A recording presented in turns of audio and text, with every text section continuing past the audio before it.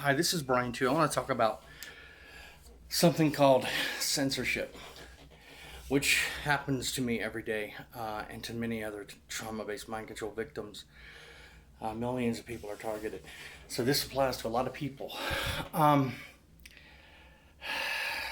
having a hard time breathing because I have to take heart medication because they've damaged my heart with directed energy attacks and training my heart constantly into an irregular beating pattern for years. It's very important that the victim, this mind control victim, feel the slow, agonizing death. That's very crucially important because they're using not just physical trauma, but psychological trauma to map out the sensory and neural pathways of the victim's brain and central nervous system. That's why they call it trauma-based mind control. But another thing that they do with me every single day is when I try to listen to Christian music or to read my Bible, as you see here, I'm just, my Bible's on my tablet. They always target me with drowsiness. And I'll go from moderate drowsiness to extreme drowsiness to mild drowsiness to almost passing out, vision blurring. They'll cause my vision to blur. I have to go buy energy drinks and coffee just to be able to try and read my Bible. It's called the hypergame theory. The attacks, it's not just the tactics that are designed to constantly provoke the victim into emotional responses to generate response statistics, which can be remotely measured and integrated back into RNM data. It's also the attacks, the directed energy attacks, the remote neural attacks, the impulse injections, the motivational impulses, etc. they target the victim with. It is a deadly game of deception and manipulation. And these type of tactics not only discredit the victim, but at the same time help them achieve their goal while discrediting the person by engaging in those tactics necessary to provoke the victim. Because their entire technology is dependent upon their ability to provoke the victim at regular intervals. I'll explain that in just a second. People operate off the natural philosophy of what is known as the Occam-Razor principle. A lot of people don't know that's what it is. They just operate off the natural philosophy of what it means, which essentially states that the simplest explanation is always the best explanation. The simplest answer is always the truth. And many occasions that is the truth. But unfortunately, not with trauma-based mind control. So because people operate off this natural philosophy that the simplest answer is always the truth, the simplest explanation is always the best explanation, all that's necessary to discredit a person, to make an individual appear delusional, paranoid, schizophrenic, etc., is to engage in a sufficiently complex scheme of harassment. Because the more complicated the truth, the less the likelihood of belief by the ordinary person. It's called the Occam-Razor principle. And that's what trauma-based mind control is designed to achieve. They engage in some of the most trivial, paltry, fanciful, and fantastic tactics imaginable.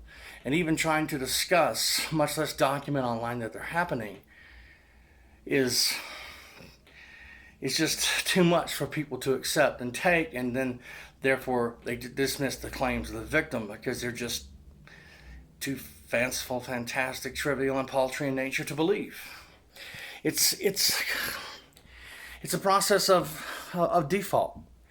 The more trivial and paltry, fanciful, and fantastic the tactics of the hive mind teams, the surveillance teams, the organized stalkers, etc., against the trauma-based mind control victim, then the more trivial, paltry, fanciful, and fantastic the complaints of the victim sound, that these trivial, paltry, fanciful, and fantastic tactics are occurring. Again, all based off the Occam-Razor principle. Because the simplest explanation is always the best explanation, because the simplest answer is always the truth, therefore this person must be delusional. It's a very effective tool. They also have other means of confusing the victim to get the victim to discredit themselves. Sleep deprivation, torture, so that the victim is constantly making mistakes, torturing the victim to near incoherency with directed energy, no touch torture, so that the victim is constantly making mistakes and discrediting himself, acting irrationally or erratically, which anyone would if they had been brutally tortured. And the torture is designed to be brutal, precisely so no one will believe it is happening. Well, mind control, if you really wanted to sum it up, everything the CIA and DIA mind control, hive mind teams, trauma-based mind control, hive mind teams are doing to their victims falls into three categories. Now, mind control itself also falls into three categories. Trauma-based mind control falls into neuroscience, psychology, and what's called satanic ritual abuse. I'll explain that in just a second. Without satanic ritual abuse or ritual abuse, however you wish to call it, there can be no trauma-based mind control. But it's actually, that's what it's based on. But it's actually comprised of three things as well. And that's censorship, memory management, and direct behavioral control. I'm not here to talk about memory management and direct behavioral control. That's part of, the three categories that, those three things comprise everything that they're doing to their victims. So with me, what they do is they use a tactic called censorship. And to achieve that, they'll use trauma and pain, drowsiness, dizziness. They'll target my visual cortex. Again, it's just modulation of the phase, frequency, and amplitude of the stream of energy at speed of light. Energy travels at speed of light. And they're able to target and manipulate the visual cortex, the audio cortex, the sensory cortex, etc. Okay?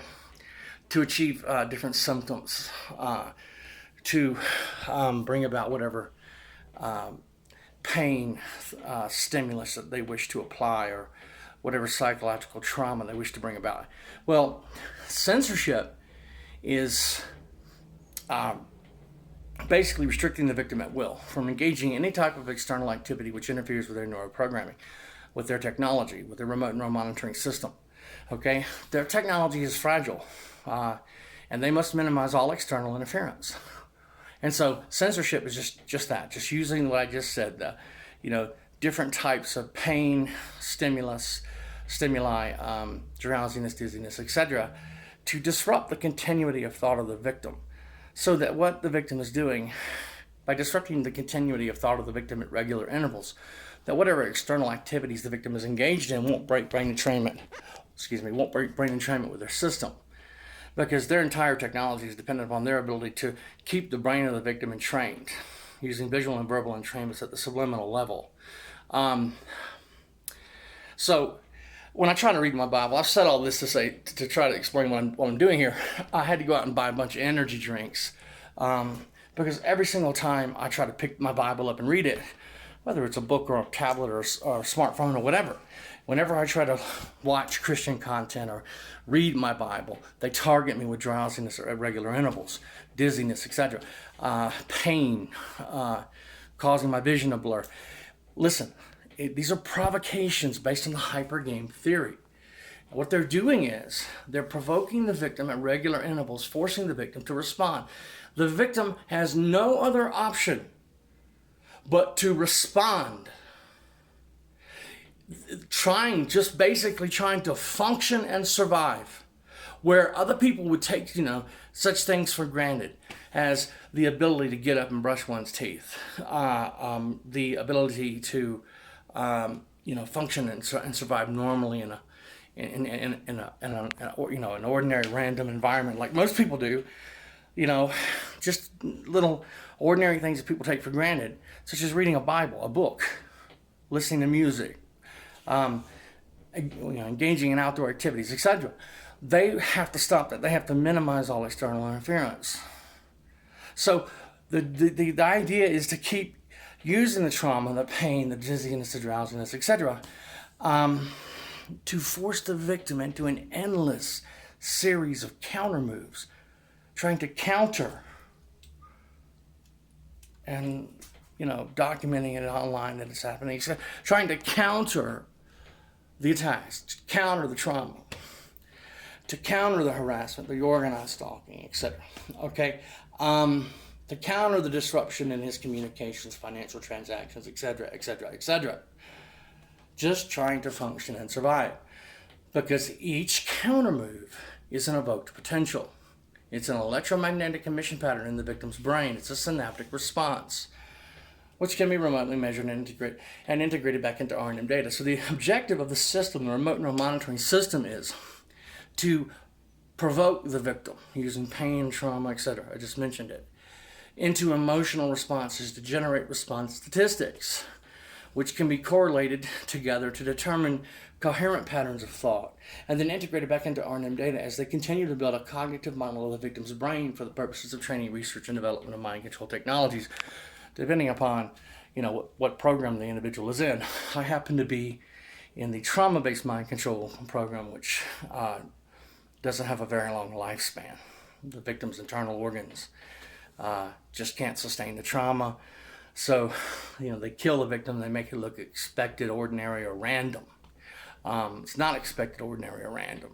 Especially when you're like me, you're a liability. You're traveling to Ecuador and Cuba and Nicaragua and China and Russia and these other countries which are hostile or indifferent to American hegemony.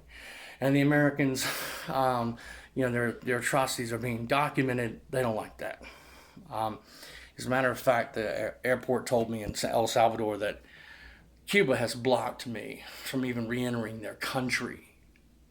The Cuban government has placed my name on a blacklist that says I can never return to Cuba. I've been to Cuba 4 times, 3 times in the last 3 years. I never even had a parking ticket, knowing I was being watched.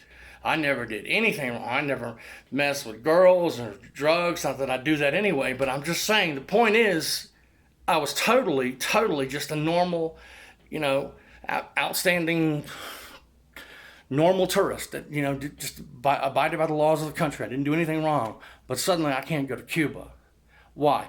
The Americans cut a deal with the Cubans that they didn't want me back in that country because they didn't want the Cubans documenting their atrocities like the Ecuadorians and the Nicaraguans and the Chinese, the Russians, etc., like these other countries have done.